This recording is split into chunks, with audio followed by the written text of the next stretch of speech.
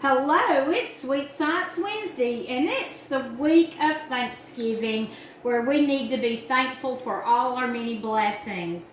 Last week I said we would make something that's related to Thanksgiving, and we're going to make some homemade butter. You wonder how in the world? We're going to use some whipping cream, heavy whipping cream, and a jar, and I'll show you. But first I want to share with you, there used to be lots of dairies across the land, but there's not as many out there as there used to be. I grew up on a farm where we had cows that we milked, and we actually took the milk from the cows and we actually churned our own butter. My grandmother was adamant about having fresh churned butter.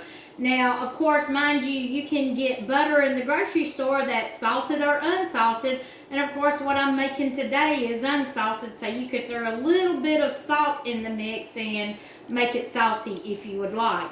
But salt is another story. So today what we're going to do is we're going to take a small mason jar. Make sure you got a lid that's secure.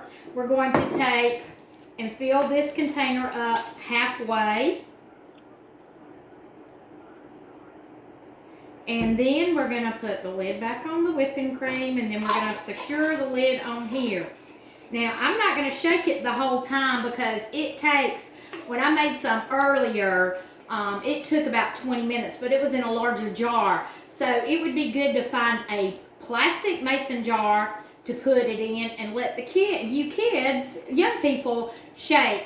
Good exercise, because we used to do this with a butter churn. It was actually a container that sat on the floor, and it had a lid on it, had a stick, and we kept churning. So that's the reason it was called churned butter.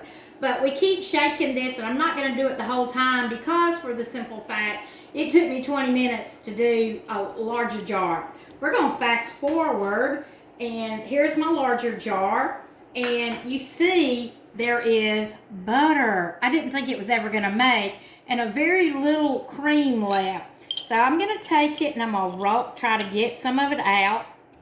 Of course, there's some milk.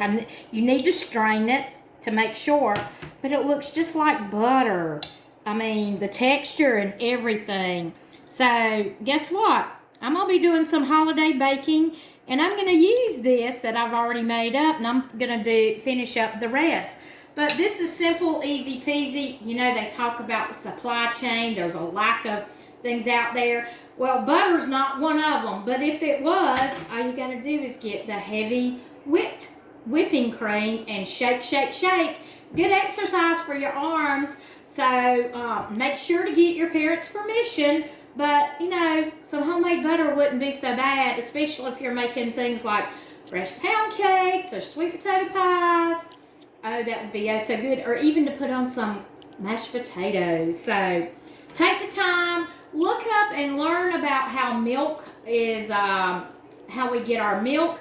But look to see how butter is made. This is a simple, easy, fun family activity you can do. And we hope you have a blessed Thanksgiving. And tune in again next week, because this time next week we'll be into the first week of December. So you never know what we're going to come up with for Sweet Science Wednesday. But we do hope you have a great Thanksgiving, and we'll see you soon. Bye-bye.